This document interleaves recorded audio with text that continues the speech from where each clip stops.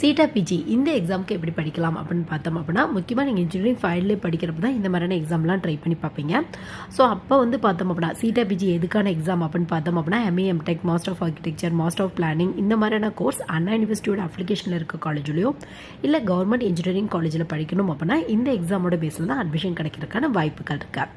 So இந்த சீட்டா PG பொறுத்தவரையும் பார்த்தோம் அப்படின்னா உங்களுக்கு சிலபஸ் எல்லாமே நீங்கள் காலேஜில் படித்ததுலேருந்து தான் வரும் பார்த்தோம் அப்படின்னா உங்களுக்கு. ஸோ பேப்பர் 1, பேப்பர் 2, பேப்பர் 3 இந்த மாதிரி இருக்கும். பேப்பர் 1ல் மேத்தமெட்டிக்ஸ்லேருந்து கொஸ்டின் வரும், இன்ஜினியரிங் மேத்தமெட்டிக்ஸ்லேருந்து கொஸ்டின் வரும். பேப்பர் 2ல் ஜென்ரல் சயின்ஸ்லேருந்து கொஸ்டின் வரும், ஃபிசிக்ஸ், கெமிஸ்ட்ரி, மெட்டீரியல் சயின்ஸ் இந்த மாதிரியான டாப்பிக்லேருந்து கொஸ்டின் வரும். பேப்பர் 3ல் வந்து பார்த்தோம் அப்படின்னா உங்கள் ஆப்ஷனல் பேப்பர், நீங்கள் சிவில் முடிச்சிருந்தா சிவில், மெக்கானிக்கல் முடிச்சிருந்தா மெக்கானிக்கல். ஸோ இந்த மாதிரி நிறைய ஆப்ஷன்ஸ் வந்து இருக்கும். ஸோ நீங்கள் என்ன முடிச்சிங்களோ அதை லெவன்ட்டாக சூஸ் பண்ணிக்கலாம். ஸோ எல்லா பேப்பர்ஸுமே வந்து பார்த்தோம் அப்படின்னா நீங்கள் காலேஜில் என்ன படிச்சிங்களோ அந்த டாப்பிக்கில் தான் கொஸ்டின் வரும். பட் கொஞ்சம் இன்டெப்த்தாக வந்து கேட்பாங்க. ஸோ படிக்கும்போதே கொஞ்சம் அண்டர்ஸ்டாண்ட் பண்ணி படிச்சிங்க அப்படின்னா கண்டிப்பாக கிளியர் பண்ணுறதுக்கான வாய்ப்புகள் இருக்கா.